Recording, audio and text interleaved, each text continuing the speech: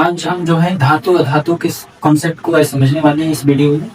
ये जो है क्लास 10th में 7, 8, 9 सभी जो है क्लास में जो है पीछे जूनियर क्लास में से ही स्टार्ट हो जाता है चैप्टर।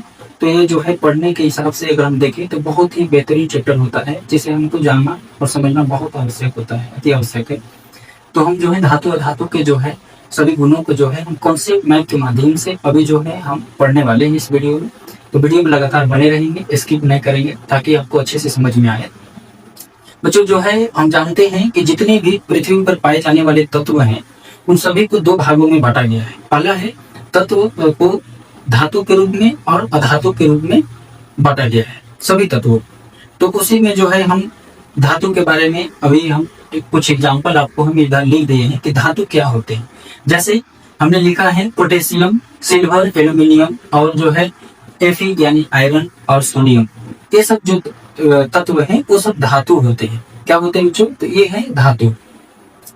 अभी हम जो है धातु यानी कि धातु के इंग्लिश में हम मेटल कहते हैं। मेटल के जो है दोनों गुणों को बारी बारी से समझने वाले हैं। सबसे पहले हम भौतिक गुण का बात करते हैं। धातु के भौतिक गुण क्या होते हैं? तो भौतिक गुण कहने का तात्पर्य है कि जब हम किसी धातु को अगर हम पहचानने की बात करें तो क्या ऐसी चीजें हो सकती हैं जिसके माध्यम से बाहरी बाहरी यानी देख करके, महसूस करके, टच करके ये सब चीजों के यानी भौतिक अवस्थाओं के आधार पर हम कह सकते हैं कि ये जो है धातु है। तो उसके लिए कुछ जो है नियम होते हैं जिसके आधार पर हम कह सकते हैं कि धातु है। तो क्या क्या चीजें हो सकती है बच्चों? तो वो होता है पहले बच्चों, सबसे पहला है हमारा धातु जो होते हैं वो कठोर होते हैं। कैसा होता है बच्चा? तो होता है कठोर। अगर कोई धातु आपको कठोर लगे तो इसका मतलब है कि धातु का गुण होता है कि वो कठोर हो सकते हैं। दूसरा है चमकीली। चमकीली कहने का मतलब अत्यधिक धातुएं क्या होते हैं तो वो चमकीली होती हैं, चमकदार होती हैं, है ना। तीसरा है ठोस, यानी कि धातुएं हमेशा जो है ठोस होती हैं, आप कह सकते हैं वो मजबूत होती हैं, ये उनका गुण है। अगला है हमारा आघात वर्ध्य। आघात वर्ध्य के माध्यम से भी हम धातुओं को पहचान सकते हैं। जैसे कोई धातु को हम पीट करके जैसे हम उसका आकार देते हैं, जैसे बर्तनों का यूज करते हैं। एल्यूमिनियम का जैसे एक तत्व है जिसे हम पीट करके एल्यूमिनियम का एक बर्तन बना लेते हैं। तो इसका मतलब है कि उसे पीट करके आघात करके उस पर हम उसके आकार में परिवर्तन कर रहे हैं, तो धातु है। क्या है वो? धातु है। एक होता है तन्य। तन्य भी एक गुण होता है धातु का। जैसे एल्यूमिनियम, एल्यूमिनियम का तार हम यूज करते हैं, तो इसका मतलब है कि एल्यूमिनियम धातु होते हुए भी वो तन्य है, जिसका हम तार बनाने में उसको जो है सक्षम हो जाते हैं और तार बना सकते हैं। तो तन्य जो है एक तरह का गुण होता है धातु का। अगला है ऊष्मा तथा विद्युत का सुचालन होना, सुचालक होना। तो सुचालक का मतलब होता है जैसे जिस धातु के अंदर, जिस तत्व के अंदर करंट और ऊष्मा का वहन हो सके, जिसमें करंट मारे, तो उसे हम जो है कह सकते हैं जिस धातु में करंट पास हो सके तो उसे हम कहते हैं सुचालक होना। और ऐसी चीजें जिसमें जो है करंट न मारे तो उसे हम समझते हैं कि वो जो है अधातु है। तो हम ऊष्मा और विद्युत के आधार पर जो है धातुओं को पहचान पाते हैं। जैसे फॉर एग्जाम्पल, जैसे अगर हम देखते हैं जनरली कि जब आप रसोई घर में खाना बना रहे होते हैं तो वहां पर आप देख सकते हैं कि जब जो पकड़ने वाले, खाने चलाने वाले जो कमटी होते हैं या फिर जो भी होते हैं चलाने वाले बर्तन, उसे जब हम कढ़ाई के आधे भाग में अगर हम ऐसे इस तरह से रख देते हैं और जहाँ पे आप पकड़े होते हैं बहुत देर तक आप उसको कढ़ाई के अंदर छोड़ दें तो आपका जो पार्ट उस कढ़ाई के टच में था उतना तो गर्म होगा ही, साथ आप देखते हैं कि ऊपर वाला भाग भी आपको जो है महसूस होता है कि वो गर्म हो गया। इसका मतलब है कि ऊष्मा के कारण जो है एक छोर से दूसरे छोर तक ऊष्मा जो है आ गई और हीट महसूस होती है, गर्माहट महसूस होती है। तो ऊष्मा का सुचालक है। क्या है ऊष्मा के सुचालक? विद्युत के सुचालक, यानी कि जिसमें करंट मारे, लाइन जो है पास हो, तो उसे हम सुचालक कर सकते हैं कि सुचालक है। वो धातु कैसी है? सुचालक है। तो धातु में सुचालक होती है विद्युत की। कुछ अपवाद नहीं है, धातु में कुछ अपवाद होता है बच्चा।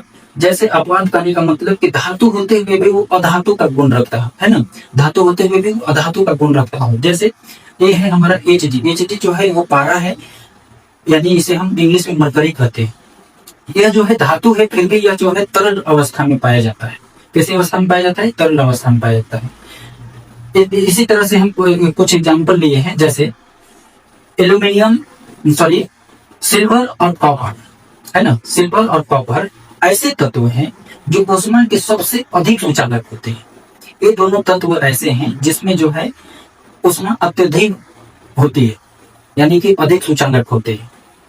दूसरा है पीबी यानी कि जिसे हम सीसा, एक किसका फॉर्मूला है, सीसा का है।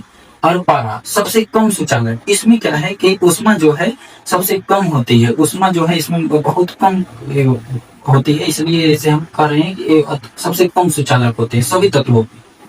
अगला हमारा टॉपिक है वो है हमारा गैलियम और सीजियम।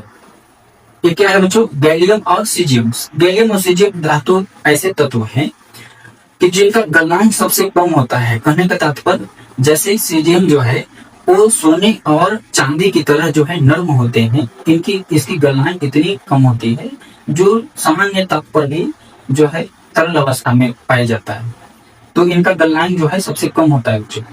अगला जो है हमारा वो है 3 ऐसे तत्व जो धातु होते हुए भी अधातु के गुण का व्यवहार रखते हैं, जैसे पोटेशियम, सोडियम और लिथियम।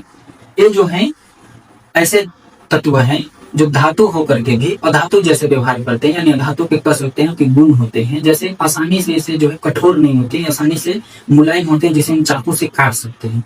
तो चाकू से कटने वाला चीज जो है, क्या कठोर चीज लोहा को चाकू से काटा जा सकता है? जी नहीं। तो वो जो है क्या है, वो है धातु। लेकिन ये धातु होते हुए भी किसकी तरह व्यवहार कर रहे हैं बच्चों? तो ये जो है अधातु की तरह व्यवहार कर रहे हैं, है ना। तो ये हम जो है एक बहुत ही शानदार जो है कॉन्सेप्ट के माध्यम से छोटे छोटे वर्ड में हम आपको प्रयास कर रहे हैं कि धातु का कॉन्सेप्ट आपको समझ में आ जाए। धातु के रासायनिक गुण को समझते हैं। धातु के रासायनिक गुण क्या होते हैं? तो हम सब जानते हैं रासायनिक गुण ऐसी चीजें होती हैं जो रिएक्टिव होते हैं। एक एक कोई चीज दूसरे चीज के साथ रिएक्ट करे, यानी कि मिले, और जो है जो सामान बनता है तो उस जो है उनसे डिफरेंट होते हैं, है ना। तो उसी को हम क्या कहते हैं? रासायनिक अभिक्रिया। यानी कि जो हम पढ़ते हैं रासायनिक अभिक्रिया, एक चैप्टर है क्लास 10th में हमने पढ़ाया है। वीडियो का लिंक जो है आपको चैनल में मिल जाएगा। वीडियो का लिंक जो है इस वीडियो के अंत में आपको नीचे देखिएगा तो मिलेगा। क्या है रासायनिक गुण समझते हैं। जैसे वायु, जल और अम्ल से अभिक्रिया करना। कोई भी धातु जब वायु, जल और अम्ल के साथ अभिक्रिया करेगा तो क्या बनाएगा, उसके परिणाम स्वरूप क्या बनेंगे? तो बच्चों ऑक्साइड, हाइड्रोक्साइड और लवण का निर्माण होता है। जैसे फॉर एग्जाम्पल धातु है कौन सा? एल्यूमिनियम क्या है? धातु है बच्चा।